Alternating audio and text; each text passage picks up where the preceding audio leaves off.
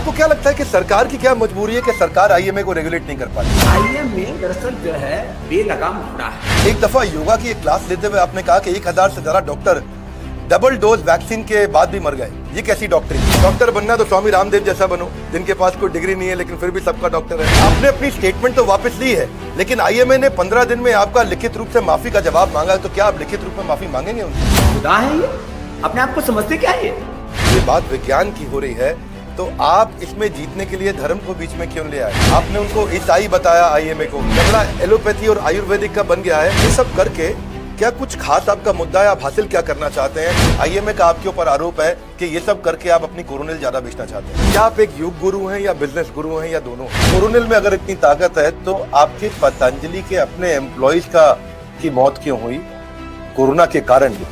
क्या उन्होंने कोरोनिल नहीं खाई थी? नमस्कार, मैं Vivek Bindra, founder and CEO बड़ा बिजनेस.com।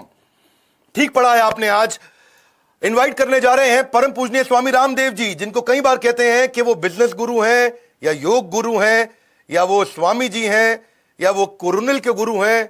आज उनको इनवाइट करने जा रहे हैं। आईएमए और पतंजलि के बीच में ये बहस जो छिड़ी है, उसके लिए आज डायरेक्ट चर्चा करेंगे। हमारे सामने हैं स्वामी रामदेव जी, हरिद्वार से आप हमारे साथ जुड़ रहे हैं। प्रणाम महाराज जी आपको। विवेक भाई, आपको भी। और आप एक मोटिवेशनल गुरु होने के साथ, आप एक प्रोफेशनल होने के साथ एक स्पिरिचुअल सेलिब्रिटी भी है। माने बिजनेस सेलिब्रिटी तो हैं ही आप, लेकिन अपने जड़ों से जुड़े हैं। और जो जड़ों से जुड़ा रहता है मैं उसका सम्मान करता हूं। और क्योंकि योग, आयुर्वेद, नेचुरोपैथी और जो भारतीय जीवन पद्धति है, यह हमें अपने जड़ों से जोड़ती है। तो आपके सभी श्रोताओं को, दर्शकों को मेरा बहुत बहुत प्रणाम। प्रणाम, आपका बहुत बहुत प्रणाम। आपको धन्यवाद आने के लिए। मैं कुछ सीधा प्रश्नों पे आना चाहता हूं। आज तक का मैंने आपका इंटरव्यू देखा था, अब तो ये लाइव हो रहा है, इसमें तो कुछ भी चर्चा हो सकती है। आज तक के चैनल पे आपके और आईएमए के बीच में जो विवाद हुआ है, उसमें यह विवाद इस समय एलोपैथी वर्सेस आयुर्वेद का विवाद बनता चला जा रहा है। तो आपको नहीं लगता इस समय एलोपैथ और आयुर्वेद को आपस में झगड़ा करने की जगह साथ में मिलकर आगे आना चाहिए? आप एलोपैथ पे प्रश्न उठा रहे हैं, एलोपैथ आप पे प्रश्न उठा रहा है, तो अगर ये साथ मिलकर आए तो शायद इस लड़ाई को हम और मजबूत बना सकते थे। मैंने तो ऋग्वेद पढ़ा और ऋग्वेद का अंतिम संदेश ही है विवेक भाई, संगच्छध्वम संवदध्वम संभो मनांशि जानताम देवा भाग यथा पूर्वे संजानाना उपासते परस्परम भाव यंतः श्रेयः परमावाप्स्यते। परंतु मैं प्रथम तो जिन डॉक्टरों ने अपने प्राण न्यौछावर करके दूसरों के प्राण बचाए, उन डॉक्टर्स का, उन नर्सिस का, पूरे मेडिकल स्टाफ का, और हॉस्पिटलों में जो सफाई कर्मचारी हैं, मैं उनको डॉक्टरों से भी ज्यादा महत्व देता हूं। क्योंकि वो नहीं जानते कि ये वायरस उनको इस प्रकार से अपने क्रूर पंजों में लेकर के उनके प्राण का अंत भी करता है। डॉक्टर तो बहुत कुछ जानता है, बहुत सावधानियां भी बरतता है। वो बिंदास होकर के और अपने सेवा में लगा रहता है। इन सब के प्रति मैं अपना गौरव, कृतज्ञता व्यक्त करता हूं। मैं अच्छे डॉक्टरों के खिलाफ नहीं हूं, दूसरी बात कहता हूं। और तीसरी बात एक और कहता हूं, हमारे डॉक्टर भाई, वो फार्मा इंडस्ट्री, जो ड्रग माफिया है और जो हॉस्पिटलों के जो मालिक है, उनके दबाव में ना आकर के, जो आमिर खान ने भी प्रश्न उठाया, ये आमिर खान के साथ तो टकराते नहीं है। उन्होंने भी कहा कि 50% तक कमीशन लेते हैं साहब आप जब आप टेस्टिंग कराते हैं। डस्टबिन टेस्ट भी उन्होंने बताया कि डस्टबिन टेस्ट भी होता है, बेसिन टेस्ट। हाँ, वो बेसिन टेस्ट, खून डाल देते हैं वॉश बेसिन में और सब रिपोर्ट नॉर्मल बता दो, तो बेसिन टेस्ट भी होता है। तो सब कुछ उन्होंने कहा। क्या अनावश्यक, विवेक भाई, क्या अनावश्यक गैर जरूरी टेस्ट, गैर जरूरी ऑपरेशन, क्या गैर जरूरी एडमिशन और गैर जरूरी दवाइयां, इनके ऊपर प्रश्न उठाना, क्या ये कोई टकराव है? और टकराव तो वो करते हैं, आप गूगल सर्च करके देखिए, आईएमए वर्सेस आयुर्वेद। वो कहते हैं Ayurveda is a pseudo science. जब वो आयुर्वेद का निरादर करें, उसके साथ असमानता का व्यवहार करें, कहीं पर भी तो इंटचेबिलिटी दुनिया में खत्म हो गई है, इनइक्वालिटी खत्म हो गई, इनजस्टिस खत्म हो रहा है। ये आयुर्वेद के प्रति जब इनजस्टिस करते हैं तब हमारा खून खोलता है, तब एक योगी बोलता है प्रेम से, करुणा से कि भाई आओ, तुम दो चीजों में महान हो, सर्जरी में और लाइफ सेविंग ड्रग्स में, ये दो तुम काम करो, बाकी 98% काम हमको दे दो। तुम्हारा बिल शुरू होता है 5 लाख से, जाता है 25 लाख पर, और कई बार पोटली बांध के दे देते हो आदमी को। क्या ये नहीं करते? इस देश में लाखों करोड़ों लोग गवाह हैं इस बात के कि 5 से 25 लाख का बिल बना और फिर साथ में शव मिला, और वो भी तब मिला जब शासन प्रशासन और कई बार तो कोर्ट का जो है उसके अंदर इंटरफेरेंस हुआ। ये बात ठीक नहीं है। इसलिए मैं वापस, जो अच्छे डॉक्टर हैं, अच्छे नर्सिंग स्टाफ्स हैं, अच्छे वहां पर जो भी मेडिकल सर्विसेज में लगे हुए हैं, और ऑक्सीजन ढोने में जो ड्राइवर लगे, मैं सबका सम्मान करता हूं, और किसी के प्रति मैं असंवेदनशीलता व्यक्त नहीं करता। जो बयान भी मैंने कोई व्हाट्सएप मैसेज आया था वो पढ़ा, उसके लिए भी मैंने खेद व्यक्त कर लिया, माफी मांग ली, तो भाई और को फांसी पर चढ़वाओगे? देखिए, यहां तो आपने बड़ा अच्छा उत्तर दिया, लेकिन इसके अलावा एक दफा योगा की एक क्लास लेते हुए आपने कहा कि 1000 से ज्यादा डॉक्टर डबल डोज वैक्सीन के बाद भी मर गए। ये कैसी डॉक्टरी? डॉक्टर बनना तो स्वामी रामदेव जैसा बनो, जिनके पास कोई डिग्री नहीं है लेकिन फिर भी सबका डॉक्टर है। वैसे आपने अपनी स्टेटमेंट तो वापस ली है, लेकिन आईएमए ने 15 दिन में आपका लिखित रूप से माफी का जवाब मांगा है, तो क्या आप लिखित रूप में माफी मांगेंगे उनसे? अरे भैया, जो है ये खुदा है, ये क्या है? ये गवर्नमेंट है, ये कोर्ट है, अपने आप को समझते क्या है? ये अंग्रेजों द्वारा बनाया हुआ एक एनजीओ है जो साबुन, टूथपेस्ट, पेंट इनका वैलिडेशन करता है। इनके पास कोई लैब है? इनके पास कोई साइंटिस्ट है? इन आईएमए के सो कोल्ड इन डॉक्टरों से, देखो अच्छे डॉक्टर अलग है, वो आईएमए में कभी कभी इस बात के लिए, चलो भाई कभी कोई लड़ाई झगड़ा हो गया तो प्रोटेक्शन के लिए शायद मदद आ जाए तो अलग बात है। आईएमए के आप किसी भी पदाधिकारी की कितनी अच्छी प्रैक्टिस चलती है, एक का नाम बता दो मेरे को विवेक भाई, कि जिस आईएमए के किसी प्रेसिडेंट ने, वाइस प्रेसिडेंट ने देश की बहुत बड़ी सेवा की हो। एक अग्रवाल साहब को छोड़ दीजिए अपवाद रूप में, जो बेचारे नहीं रहे, वो तो एक धर्मात्मा व्यक्ति थे। अपवाद रूप में आईएमए कोई भला आदमी, सात्विक आदमी आ जाए उसके लीडरशिप में तो अलग बात है। बाकी विशुद्ध रूप से जो पॉलिटिकल लोग हैं, ये ले इसने क्या क्या बोला है साहब, देश के बारे में, सरकार के बारे में, संविधान के बारे में, अपनी संस्कृति के बारे में। और अभी तो एक समन भेज दिया इनके जो प्रेसिडेंट साहिबान कि कोरोना का फायदा उठा करके लोगों को एक मजहब विशेष में कन्वर्ट किया जाए। ये और वो उस मजहब के लोग क्या करते हैं? फूंक मारते, पानी छिड़कते। ये ओझापैथी क्यों करना चाहते हैं एलोपैथी को? अब ऐसे लोगों के खिलाफ जब मैं बोल देता हूं, मैं विज्ञान का विरोधी नहीं हूं, और विज्ञान के मापदंड ये एलोपैथी वाले तय नहीं करेंगे। लेकिन बाबा जी, आपके ऊपर एक और प्रश्न उठता है कि जब ये बात विज्ञान की हो रही है तो आप इसमें जीतने के लिए धर्म को बीच में क्यों ले आए? मैं नहीं लेके आया, ईसाई बताया आईएमए को। विवेक भाई, मैंने नहीं लेके आया, लोगों ने केस किए, और मैंने डबल वैक्सीनेशन का भी विरोध नहीं किया। मैंने तो ये कहा, पर आप आईएमए संस्था को ईसाइयों की संस्था बताते हैं? आईएमए को आप ईसाइयों की संस्था बताते हैं? ना, मैं नहीं बताता, जो लोग बता रहे हैं उनसे पूछिए। मैं तो इसको जो है अब दूसरे बहुत कुछ इनके लिए लिखा गया, मैं अब उसको विवाद को नहीं बढ़ाना चाहता। मैं कहता हूं वैक्सीनेशन की डबल डोज के साथ योग आयुर्वेद की डबल डोज ले लो, फिर कोई नहीं मरेगा, पक्की गारंटी है, स्टैम्प पेपर पर लिख करके देता हूं। देखो बात ये है, ये जो मॉडर्न मेडिकल साइंस वाले हैं ना विवेक जी, ये केवल जो है ना, ये जिसको ना न्यूटोनियन साइंस बोलते हैं, माने केवल पदार्थ पर, शरीर को जड़ तत्व मान करके और उसके अलग अलग घटक उनके ऊपर काम करना चाहते हैं। मैं न्यूटन के साथ आइंस्टीन को भी मानता हूं, मैं डार्विन के साथ जो है लेमार्क को भी मानता हूं, मैं कन्फ्यूशियस के साथ चाणक्य को भी मानता हूं, मैं सुकरात के साथ जो है सुश्रुत को भी मानता हूं। मैं तो एक समन्वयवादी व्यक्ति हूं। मैंने कभी भी कोई पोंगापंथी बात की नहीं है, कोई ढोंग आडंबर पाखंड अंधविश्वास की बात नहीं की है। अब विज्ञान सम्मत बात करने में भी इनको मिर्ची क्यों लगती है? तो इनको कोई दवाई बना लेनी चाहिए। मुझे आपका एक प्रश्न बड़ा अच्छा लगा। आपने पिछले चैनल पे आईएमए के एक अधिकारी से पूछा कि आप अपनी साइंस को सर्वशक्तिमान न माने, और जिस पे उन्होंने स्वीकार भी किया कि मैं सर्वशक्तिमान नहीं मानता। लेकिन आईएमए ने आपको एक नई चुनौती दी है। आपने भी उनसे 25 सवाल पूछे, मुझे लगता नहीं है कि उनका उत्तर आएगा, पर उन्होंने आपको भी चुनौती दी है। 100 साल तक नहीं आएगा, क्योंकि उनके पास किसी भी बीमारी का कंट्रोल तो है, क्योर नहीं। मैंने कहा ना, यद्यपि सुश्रुत शल्य चिकित्सा के सर्जरी के आविष्कारक हैं, इसलिए उसका भी पूरा श्रेय वो लेने की कोशिश ना करें, यहाँ क्रेडिट की बात नहीं है। शल्य चिकित्सा में हमको श्रेष्ठ मानते हैं, उनको इमरजेंसी ट्रीटमेंट में या लाइफ सेविंग ड्रग्स में श्रेष्ठ मानते हैं।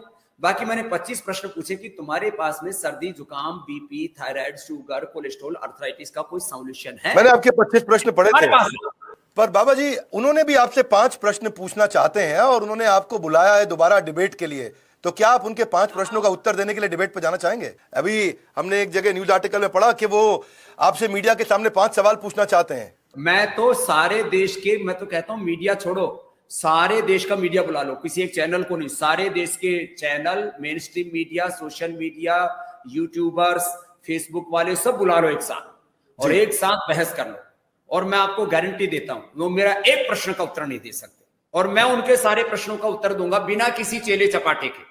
मेरे पास भी सैकड़ों साइंटिस्टों की फौज है, डॉक्टरों की फौज है, सब कुछ है। मैं उनके 5 लाख से ज्यादा डॉक्टरों का अकेला सामना करने के लिए तैयार हूं, विज्ञान के आधार पर। विज्ञान के आधार पर। बाबा जी अभी आपने कुछ समय पहले बताया कि भाई सर्जरी में आप अच्छे हैं, कुछ चीजों में आप अच्छे हैं, लेकिन 95% काम आयुर्वेद को करने दो।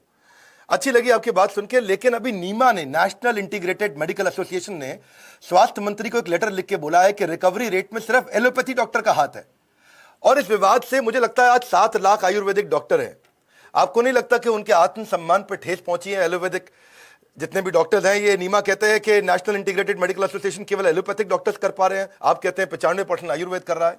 मैं कह रहा हूं 10% यदि एलोपैथी ने वेंटिलेटर से ऑक्सीजन दे करके या स्टेरॉइड दे करके, एंटीबायोटिक्स दे करके, रेमडेसिविर दे करके उन्होंने 10% लोगों की जान बचाई, तो 90% लोगों की जान बची है, और वो भी 5 से 25 लाख का बिल बना करके। हमने 500 रुपए की जो 545 की कोरोनिल थी, अब तो वो 500 से भी सस्ती कर दी हमने, उनकी तो जो है रेमडेसिविर 4000 से 40,000 की हो गई। तो मैं एक बात ये कहना चाहता हूं, हमने गिलोय का, तुलसी का अपने घर में लगे हुए पी लो ना भाई। हम कब कहते हैं पतंजलि की खरीदो? मैं तो कहता हूं home remedy is the best remedy. और तुम्हारे अंदर जो इनर जो बायोलॉजी है, इनर केमिस्ट्री है, इनर पावर है, वो इन दवाइयों से ज्यादा शक्तिशाली है। तो बाबा जी अगर आयुर्वेद इतना शक्तिशाली है और जिसको आपने पॉपुलर बनाया, ये सब जानते हैं, ये मैं नहीं कह रहा हूं, ये पूरा देश जानता है, दुनिया जानती है कि आपने आयुर्वेद को और योगा को पॉपुलर बनाया। मेरा आपसे प्रश्न है, अगर ये इतना शक्तिशाली भी है, पॉपुलर भी बनाया, आपने इतना रिजल्ट भी क्रिएट किया, आपने पीछे में कहीं सुन रहा था कि 10 करोड़ लोगों को आपने ट्रीट किया है, 1 करोड़ लोगों को आपने रिकवर कराया है, 10 करोड़ लोगों को योगा सिखाया, तो इसके लिए आप कोई यूनिवर्सिटी, कोई कॉलेज, कोई कोर्सेज, कोई सर्टिफिकेशन प्रोग्राम क्यों नहीं शुरू कर देते, ताकि इसका फायदा और लोग उठा सकें और आपके जैसे और स्वामी रामदेव आ सकें? पतंजलि यूनिवर्सिटी का मैं चांसलर हूँ, पूज्य आचार्य बालकृष्ण जी उसके वाइस चांसलर हैं, और अभी ये दुनिया की सबसे बड़ी यूनिवर्सिटी बनने वाली है, जो है 1 लाख से ज्यादा विद्यार्थियों की यूनिवर्सिटी होगी। पतंजलि का सारा पुरुषार्थ से अर्जित जो अर्थ है वो परमार्थ के लिए, वो इसी काम में लगेगा विवेक भाई। दुनिया का सबसे बड़ा MBBS और MD डॉक्टर बनाने वाली यूनिवर्सिटी, कॉलेज भी हम ही खोलेंगे। डॉक्टर बनाने वाले अच्छे डॉक्टर, अच्छे इंजीनियर, माने एग्रीकल्चर से लेकर के, इंडस्ट्री से लेकर के, बिजनेस से लेकर के, आर्ट से लेकर के, हेल्थ से लेकर के। तो अब आप एलोपैथिक डॉक्टर्स भी बनाएंगे? अब आप एलोपैथिक डॉक्टर्स भी बनाएंगे? MBBS MD डॉक्टर बनाएंगे, और वो ऐसे डॉक्टर होंगे जो किसी की किडनी नहीं चोरी करेंगे, किसी का खून नहीं चूसेंगे। यहाँ तो खून निकाल लेते, लिवर निकाल लेते, किडनी निकाल देते और पोटली बांध के दे देते, बोलो कोरोना हुआ था, जिससे आगे कोई चेक भी ना करे कि लिवर किडनी क्या क्या निकाल रखा है इसका। ये हुआ है कि नहीं हुआ बताओ बिंद्रा साहब? हुआ है। आज पतंजलि का, रुचि सोया का 25,000 करोड़ का आर्थिक साम्राज्य, और सारा अर्थ परमार्थ के लिए है। आज करोड़ों लोगों के लिए मेरा कंट्रीब्यूशन है। What is the contribution of doctor ले लें? What is the contribution of ये जो इसका जो अध्यक्ष बना हुआ, what is the contribution? IMA का अध्यक्ष का कंट्रीब्यूशन क्या? मानहानि का मुकाबला मुझे करना चाहिए आपको। बाबा जी, ये सारी बात में ऐसा नहीं लगता कि झगड़ा एलोपैथी और आयुर्वेदिक का बन गया है और लोगों का दोनों से विश्वास कम होता जा रहा है, और इससे कहीं हम युद्ध हारने की तरफ तो नहीं आगे बढ़ रहे हैं कोरोना के खिलाफ? आम आदमी का विश्वास तो आयुर्वेद की तरफ यूं गया है कि पहले तो एलोपैथी के हॉस्पिटल में घुसते ही डॉक्टर आयुर्वेद को गाली देते थे। ऑफिशियली रिकॉर्ड पर है ये सब कुछ कि कि आप आयुर्वेद की दवा प्रयोग नहीं कर सकते। क्यों नहीं कर सकते भाई? देखो ये गलत बात है। मैं आपको यही बात कहना चाहता हूं कि देखो, हम कोई झगड़ा नहीं कर रहे, सारी दुनिया के सामने एक सच आ गया कि एलोपैथी वालों के पास में मरते समय तो जा सकते हो, उससे बचा भी सकते हैं आपको कई बार, और कई बार नहीं भी बचा सकते। वो emergency treatment, life saving drugs के लिए ठीक है, सर्जरी के लिए ठीक है, बाकी 98% हमारा बीपी, हमारा शुगर, हमारा थायराइड, वो कपालभाति, अनुलोम विलोम, उज्जाई से, मुक्तावटी से, मधुग्रिड से, वो जो है लिवोग्रिड से, लिवामृत से, वो थायरोग्रिड से, वो पेडानिल गोल्ड अर्थराइटिस से ठीक होगा, और हमने किया है। मैं कहता हूं, एक चैलेंज देता हूं आपके सामने आज फिर से, जी इस प्रश्न पर दिया आज चैलेंज ये देता हूं कि जितने भी एलोपैथी के डॉक्टर, जिनको भी बीपी हो, जिनको भी शुगर हो, जिनको भी थायराइड की प्रॉब्लम हो, जिनको ओबेसिटी हो, जिनको स्ट्रेस, एंजाइटी, डिप्रेशन हो, हार्ट में ब्लॉकेज हो, और जिनसे चला फिरा ना जाता हो, अर्थराइटिस हो गया हो, वो सब मेरे यहां भर्ती हो जाए, फ्री में उपचार दूंगा। और यदि किसी के पास इतने भी पैसे नहीं हरिद्वार आने जाने के लिए, तो उनको मैं किराया भी दे दूंगा, माने फ्लाइट का या ट्रेन का, जो भी, उनको किराया भी दे दूंगा। यहां आकर के बिना परीक्षा किए आप कैसे आयुर्वेद के बारे में, योग के बारे में झूठ बोल सकते हैं? यदि उनका मोटापा कम ना हो, उनका बीपी शुगर ठीक ना हो, उनका थायराइड ठीक ना हो, तो वो मुझे फांसी पर लटका दे, मुझे मंजूर है, गाली दे फिर दबा करके, ठोक करके। बहुत बड़ा आपने ये कमिटमेंट दे दिया है आज इस समय ऑन एयर। लेकिन मैं अभी एक बात पूछना चाहता हूं, थोड़ा पॉलिटिकल भी हो जाता है कभी कभी मुद्दा। पूर्व मुख्य न्यायाधीश रंजन गोगोई जी को मैं देख रहा था कि ट्विटर पे वो उस समय आपके खुल के समर्थन में आ गए, और आपको उन्होंने आईएमए को बेनकाब करने के लिए बधाई दी, ऐसा उन्होंने खुद लिखा। लेकिन मेरा प्रश्न है कि ये सब करके क्या कुछ खास आपका मुद्दा है? आप हासिल क्या करना चाहते हैं? आईएमए का आपके ऊपर आरोप है कि ये सब करके आप अपनी कोरोनिल ज्यादा बेचना चाहते हैं। मैं कोरोनिल तो पहले से बहुत बिक रही है, ये रखिए, ये इतनी बिक रही है। और डॉक्टर भी, जो अच्छे डॉक्टर हैं, वो हॉस्पिटल में जब जाते हैं घर से, तो उनकी पत्नी उनको कहती है, देखो भस्त्रिका, कपालभाति, अनुलोम विलोम करके जाओ। पतंजलि का देसी घी 1 चम्मच उनको खिला करके भेजती है, और उनको बाथरूम में भी वो दंतकांति देती है, और जाते समय 2 गोली, एक कोरोनिल, एक स्वासारी की गोली देते हैं कि आप इसको खा के जाओगे तो इससे आपके लंग अच्छे रहेंगे, आपके हार्ट अच्छे रहेंगे। क्योंकि कोरोना में जो लोग मर रहे हैं, lung, heart, nervous system, immunity की कमजोरी के कारण से मर रहे हैं, तो वो उनको घर से खिला के भेजते हैं, उनकी पत्नियां, उनकी माताएं, उनके घर के बच्चे।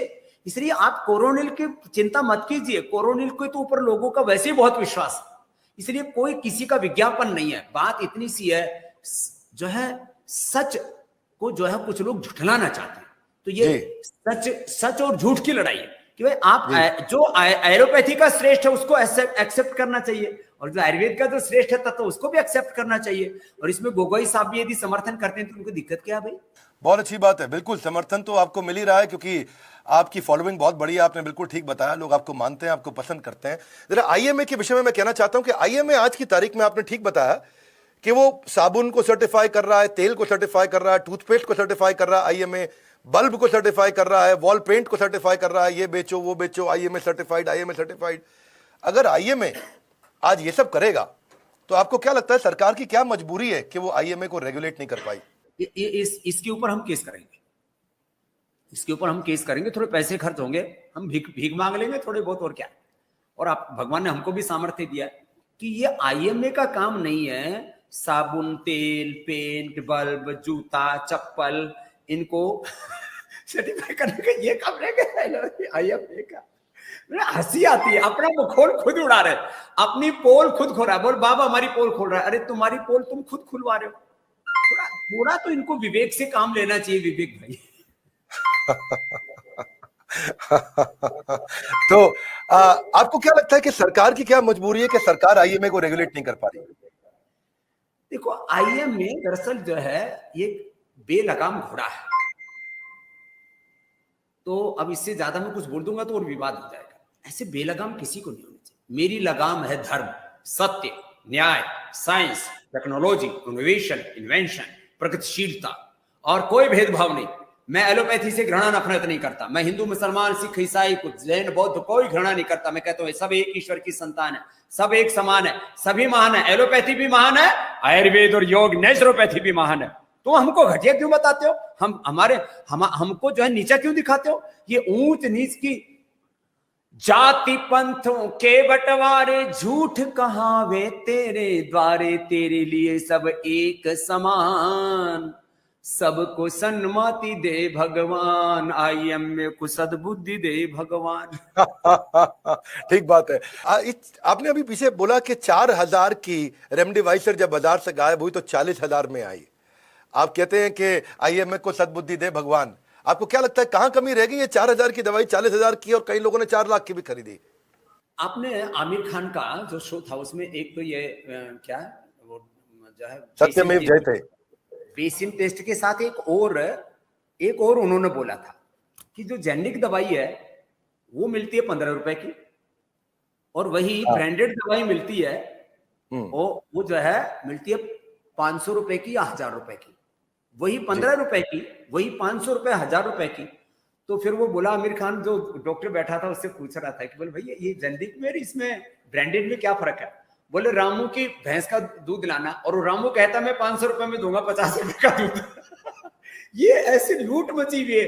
ये इसलिए मैं कहता हूं ये ड्रग माफिया है, ये मेडिकल माफिया है, ये फार्मा माफिया है। उनके शिकार हमारे डॉक्टरों को नहीं होना चाहिए। देश के सारे डॉक्टरों को आकर के स्वामी रामदेव का समर्थन करना चाहिए, एलोपैथी वालों को भी, कि हम इन ड्रग माफियाओं के, इन ब्रांडेड दवाइयों के चक्कर में नहीं पड़ेंगे, नहीं पड़ेंगे, नहीं पड़ेंगे। ये देश हमारा, ये देश हमारा परिवार है, ये बाजार नहीं है। ये देश को बाजार मानना, इसको मार्केट मानना और इंसान को प्रोडक्ट मानना बंद करें। और जो इनके मालिक लोग इनके ऊपर दबाव डाल करके गलत ऑपरेशन, गलत एडमिशन, गलत इनसे प्रिस्क्रिप्शन लिखवाते हैं, डेथ बाय प्रिस्क्रिप्शन में बुक दिखाई अभी लेकर के, और मेरे कमरे में पड़ी हुई, अभी दिखाता हूं आपका शो खत्म होने से पहले। अमेरिका के डॉक्टर्स लिख रहे हैं इनके खिलाफ, अमेरिका के साइंटिस्ट लिख रहे हैं कि भाई ये तुम क्यों लोगों को मार रहे हो। और अभी पिछले 40-50 सालों में जिस तरह से जो है ऑटिज्म बढ़ रहा है, जिस तरह से सेरेब्रल पॉलिसी बढ़ रहा है, जिस तरह से जेनेटिक डिजीज बढ़ रही है, मेरे पास लाइफस्टाइल डिजीज का, जेनेटिक डिजीज का और इनकेरेबल डिजीज का, फैटी लिवर से लेकर के, हेपेटाइटिस से लेकर के, एंक्लोजिंग स्पाइटिस से लेकर के, प्रोस्टेट कैंसर तो मैं 10 दिन से लेकर के 1 महीने में ठीक कर देता हूं, और प्रूफ के साथ, साइंटिफिक एविडेंस के साथ। और क्या प्रमाण चाहिए इसमें मेरे भाई विवेक बताओ। नहीं, प्रमाण आपसे अभी भी आइए। आप आज मैं देख रहा हूं कि आप डॉक्टर की काफी तारीफ भी कर रहे हैं, उनका मनोबल बढ़ा रहे हैं, बल्कि आप उनको अपने साथ जोड़ने का प्रयास भी कर रहे हैं, और अच्छा लगा मुझे सुन के। आप एक हॉस्पिटल भी बनाने जा रहे हैं। आइए, मैं उत्तराखंड अभी भी आपसे लगता है बहुत नाराज है। आप उत्तराखंड में बैठे हैं और वो आपसे इतने नाराज है कि कह रहे हैं कि पब्लिकली पैनल डिस्कशन के लिए मेरे सामने आइए किसी भी एलोपैथिक हॉस्पिटल में, क्योंकि आपने कहीं बोला था कि आजकल एलोपैथिक हॉस्पिटल में भी कोरोनिल दी जा रही है, तो आपको कह रहे हैं कि किसी भी एलोपैथिक हॉस्पिटल में पतंजलि की मेडिसिन से अगर इलाज किया गया हो तो आप हमारा चैलेंज एक्सेप्ट करिए और आकर के हमको दिखाइए। तो क्या आप उनका चैलेंज एक्सेप्ट करेंगे? उत्तराखंड वालों का जवाब देने के लिए तो मेरे शिष्य ही पर्याप्त है। मैं पूरे आईएमए के साथ में दंगल लड़ूंगा। देखो मैं बड़ा पहलवान हूं, बड़े अखाड़े का। मेरी उम्र चाहे 54-55 साल हो गई हो, लेकिन मैं 25 साल वाला, मेरी माई बायोलॉजिकल एज इज 25 ईयर्स। तो मैं अभी छोटी मोटी कुश्ती नहीं लड़ूंगा, बड़ी कुश्ती लड़ूंगा। और उसमें भी पराजित करना मकसद नहीं है, सत्य को पराजित नहीं होने देना, सबके सामने सत्य आना चाहिए। देखो भाई, आप अपना काम करो, और मैं तो कहता हूं मिलजुल के करो। मैंने तो आपने देखा होगा आज तक पर भी मैंने 5 बार इस बात को कहा, भाई मेरे 25 प्रश्नों का उत्तर दे दो और मिलजुल के काम कर लो ना। जो आपके पास श्रेष्ठ है, सारे देश को ये बताओ कि एक इंटीग्रेटेड अप्रोच होनी चाहिए ट्रीटमेंट की। अभी भी कह रहा हूं, क्यों नहीं होना चाहिए ऐसा विवेक भाई? मैं आपसे पूछता हूं। मैं तो इंटीग्रेटेड अप्रोच के एकदम समर्थ में हूं, उससे मतलब उसके साथ में एकदम फेवर में खड़ा हूं। लेकिन इसमें डर ये लग रहा है बाबा जी, आज वो डर ये लग रहा है कि डॉक्टर्स और मेडिकल स्टाफ का मनोबल टूटा है और कहीं ना कहीं पेशेंट्स के मन में एलोपैथ के खिलाफ उनका भरोसा उठने लगा है। तो इस लड़ाई से आपको लगता है ऐसा तो नहीं कहीं नुकसान हो जाएगा और पेशेंट का एलोपैथिक से भी भरोसा खत्म हो जाएगा? देखो, एलोपैथी में जो गलत हो रहा है उससे तो भरोसा उठना ही चाहिए। और मैंने कहां उठाया, इन्होंने 5-5 लाख के, 25-25 लाख के बिल बना करके उठाया। जो नॉर्मल डिलीवरी हो सकती थी उनकी डिलीवरी करके बच्चा पैदा किया। जिन लोगों के जो घुटने की ऑपरेशन की जरूरत नहीं थी, मैं कहता हूँ 99% में दवा, 99% में दवा, 99% में आपको ऑपरेशन से बचा देता हूँ। तो जो है भरोसा उठाने वाले लीवर, किडनी चोर ये अपने आप कर रहे हैं। सारे डॉक्टर ऐसे नहीं है। फिर वापस मैं कह रहा हूं, ये भरोसा उठाने वाला काम करते क्यों है? इसलिए मैं आप देखो मेरे भाई, करीब भारत में ये मेडिकल बिजनेस करीब 27 लाख करोड़ रुपए का है। 27 लाख करोड़। मैं तो उनके जो है मतलब पासिंग में भी नहीं हूं। मैं जो काम कर रहा हूं, ये तो मैं उनकी तो माने एडमिशन हॉस्पिटल में 5,000 से शुरू होता है, 50,000 से 1 लाख से। मैं तो 500 रुपए में तो उनका BP, sugar, thyroid, arthritis cure कर देता हूं। और मैं तो कहता हूं कुछ नहीं करो, घर बैठे कपाल भाती आपकी बात सुन के लगता है कि आपकी बात सुन के लगता है कि आयुर्वेद एक अफोर्डेबल और प्रोएक्टिव तरीका है जिससे एक सेहत को ठीक किया जा सकता है। नहीं लगता यही सत्य है मेरे भाई। जी, मान लेते हैं ये सत्य है, मैं मान लेता हूं, शायद जनता भी मानेगी इस बात को। पर अगर आयुर्वेद इतना शक्तिशाली था और इतने सालों से चल रहा है और प्राचीन साइंस है, प्राचीन विज्ञान है, तो ये इतना कमजोर क्यों पड़ गया और आज इसको रिवाइव करने में इतनी तकलीफ क्यों आ रही है? हाँ, ये आपने जोरदार प्रश्न पूछा। यहां मैं निरुत्तर हो जाता था, लेकिन अब नहीं होगा। वैदिक ज्ञान के साथ, वैदिक ज्ञान आयुर्वेदिक के ज्ञान के साथ वे आधुनिक अनुसंधान नहीं के बराबर हुआ या नहीं हुआ, मैं कह सकता हूं। जी, दूसरा, जो 200 साल से है चूर्ण चटली पाक अवलेह पुष्टि रस रसायन भस्म बना रहे थे, वो व्यापारी आ गए थे। अब मैं किसी का नाम नहीं लूंगा। उन्होंने अपने कारोबार तो खड़े कर लिए, साम्राज्य तो खड़े कर लिए, लेकिन मैं आप एक भी कोई नाम, मैं ब्रांड का नाम नहीं लूंगा, नहीं तो लगेगा बाबा जी अपने वालों को रगड़ने लग गए। मैं किसी को रगड़ा पकड़ी नहीं करता। देखो, कोई एक बड़ा ब्रांड बता दो जिनके 5-10 हजार करोड़ के कारोबार हैं, क्या उन्होंने रिसर्च पे के ऊपर चवन्नी खर्च की? हमने 500 करोड़ रुपए से ज्यादा तो इसके ऊपर खर्च किया है अभी तक, और आने वाले समय में 5 से 10 हजार करोड़ रुपए पतंजलि रिसर्च इंस्टीट्यूट में स्वामी रामदेव, आचार्य बालकृष्ण पतंजलि योगपीठ में खर्च करने वाले हैं। इसलिए आयुर्वेद का नुकसान हमने किया, ये एलोपैथी वालों ने नहीं किया पहले। इन्होंने तो बाद में फिर हमको सूडो साइंस करना शुरू कर दिया, और इनकी तो इसलिए अब मैं कह रहा हूं, हमने अभी एनिमल ट्रायल किया, ड्रग डिस्कवरी का animal trial, in vivo, in vitro, animal, और डबल, ये जो कोरोनिल भी बनाई, double blind clinical control trial करके बनाई, और आगे भी मुक्तावटी, बीपी का, शुगर का, अर्थराइटिस का, हमने पिडानिल गोल्ड बनाई, ऑर्थोग्रिड बनाई। चूहों की हड्डियां घिस के, एलोपैथी की दवाओं से हम बीमार करते हैं चूहों को, खरगोशों को, दवाई देते हैं आयुर्वेद की, उनको ठीक करते हैं। तो हम एलोपैथी का प्रयोग हम भी कर रहे हैं, बीमार करने के लिए कर रहे हैं। चूहों को बीमार करते हैं, उनकी हड्डियां घिसते हैं, उनको लीवर खराब करते हैं, उनको उनके अंदर इनफर्टिलिटी पैदा करते हैं, और फिर उनको आयुर्वेद की दवा दे करके, और उनको हमने संतति सुधा दे करके, हमने उनको जो है शिवलिंगी, पुत्र जीवक, शतावर और कोंच के बीज दे करके, फिर उनके 15 से 18 दिन, 15 दिन के अंदर उनके बच्चे पैदा हो गए। माने हम अब जो जिस हथियार से हम पर प्रहार करते थे, जिस हथियार से हम पर प्रहार करते थे, अब उसी से हमने उन पर वार किया कि हथियार तुम्हारा, उपचार हमारा। और अब ये चलेगा, ये काम लोक कल्याण के, विश्व कल्याण के लिए पूरी दुनिया योग, आयुर्वेद, नेचुरोपैथी और वैदिक संस्कृति को, सनातन सत्यों को अपनाएगी मेरे भाई विवेक। और ये डेथ बाय प्रिस्क्रिप्शन, इनको मुकदमा ठोकना ही हिम्मत हो इन आईएमए वालों में, तो इसके ऊपर ठोके मुकदमा, ये ले डेथ बाय प्रिस्क्रिप्शन। जी, डेथ बाय प्रिस्क्रिप्शन मैं देख पा रहा हूं, रे डी स्ट्रैंड एमडी। पर महाराज, मेरा आपसे प्रश्न है कि कोरोनिल में अगर इतनी ताकत है, तो आपके पतंजलि के अपने एम्प्लॉइज की मौत क्यों हुई कोरोना के कारण? क्या उन्होंने कोरोनिल नहीं खाई थी? पतंजलि के साथ में इस समय 100 करोड़ से ज्यादा लोग जुड़े जी, और एक आदमी, कोई पतंजलि का कोई भी, किसी की भी मृत्यु होना बहुत दर्दनाक है, किसी की नहीं होनी चाहिए। यदि पतंजलि से जुड़ा कोई एक भी व्यक्ति मर क्यों गया, और इन्होंने कितनी मार दी, वेंटिलेटर से कितने लोग वापस आए, हॉस्पिटल से कितने लोग वापस आए। मैं इतनी सी बात कहता हूं, पतंजलि के साथ में 100 करोड़ से ज्यादा का हिंदुस्तान जुड़ा है। डायरेक्टली हमारे 5 लाख से ज्यादा तो एम्प्लॉइज हैं जिनको हमने रोजगार दिया है। हमारे पास में करीब 1 करोड़ तो वॉलंटियर्स हैं भारत के, करीब जो है 4 लाख गांव के अंदर, इतनी रीच है पतंजलि की। तो आप कहते हैं कि कोरोनिल की दवाई लेने से केवल एक ही एम्प्लॉय की डेथ हुई? नहीं, वो भी कोरोनिल से नहीं हुई। कोरोनिल के साथ में उनको, अब देखो फिर वो कई हॉस्पिटल वालों पे आरोप लगाने वाली बात आ जाएगी कि उसको कितना रेमडेसिविर दिया गया, कितना उसको स्टीरॉइड दिया गया, एंटीबायोटिक। दरअसल उसने बात पूरी मानी नहीं, वो हॉस्पिटल में भर्ती हो गया गलती से। जी है, मैंने कहा तो आप ये कहना चाहते हैं कि जब कोरोना हो तो हॉस्पिटल में भर्ती ना हुआ जाए, फिर भी चला गया वो।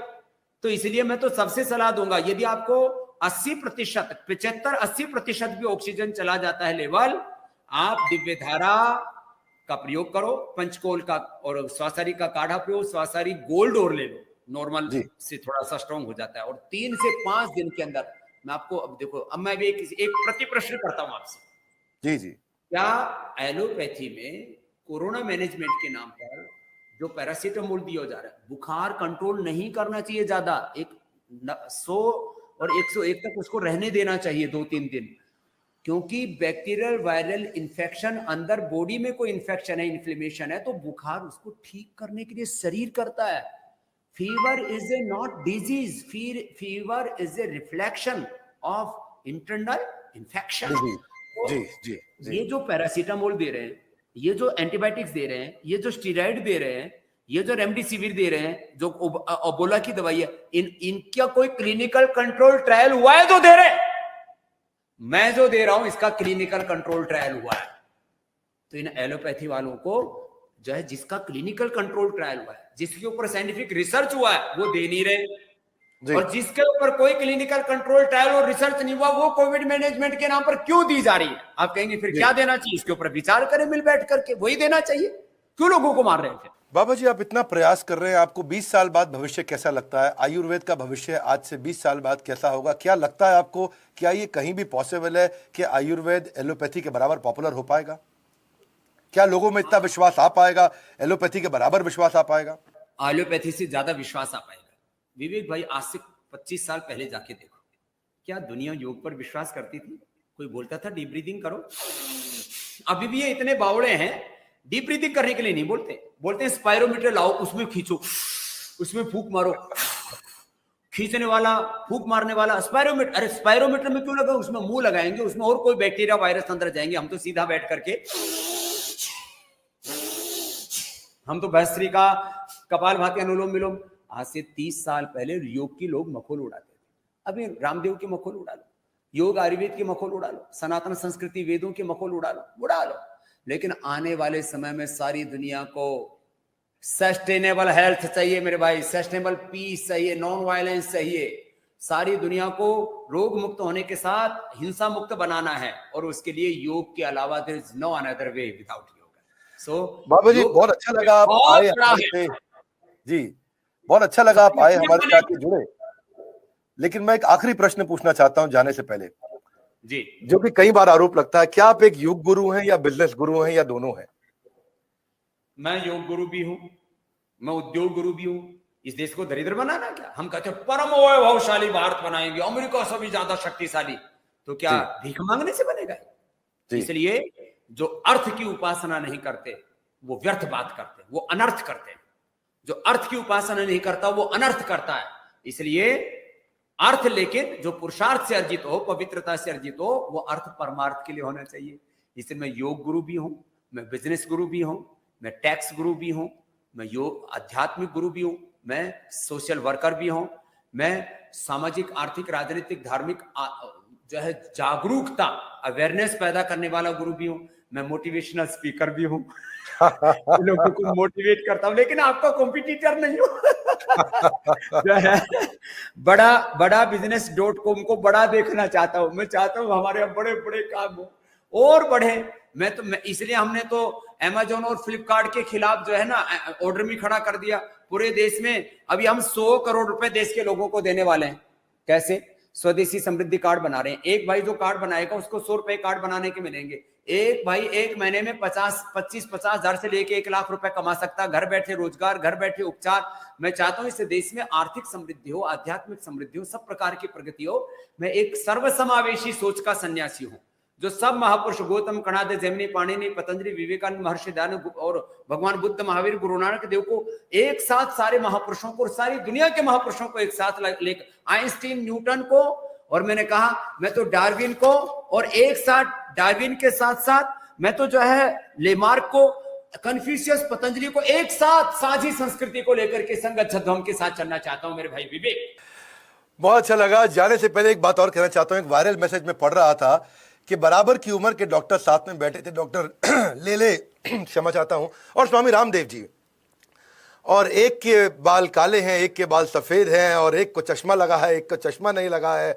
और स्वामी रामदेव ऐसे हैं जिन्होंने 1000 करोड़ की पतलून उतार करके निकल गए तो IMA की। तो जब ऐसे कार्टून और क्रिएटिव बनते हैं और ऐसे वायरल मैसेज होते हैं, आते हैं, बढ़ते हैं, फैल जाते हैं, तो इनको देख के आपके मन में क्या विचार आता है? मेरे मन में यही विचार आता है कि सब डॉक्टरों को भी डॉक्टर होने के साथ साथ योगी होना चाहिए, भगवान श्री कृष्ण के अंतिम उपदेश के साथ।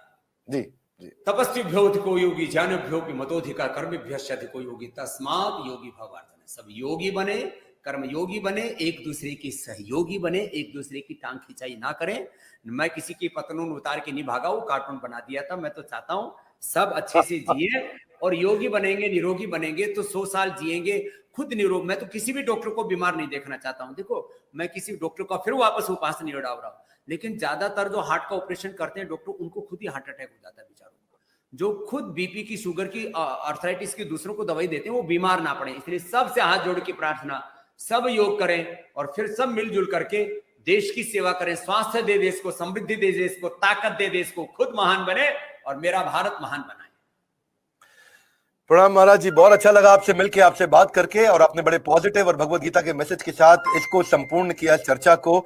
और हमारे लगभग 3.25 करोड़ सब्सक्राइबर और फॉलोअर अलग अलग प्लेटफॉर्म पे हैं जहां पे लोग इस वीडियो को देखेंगे। उम्मीद करता हूं सबको लाभ होगा। 5 करोड़ मेरे वाले भी साथ में जोड़ लो।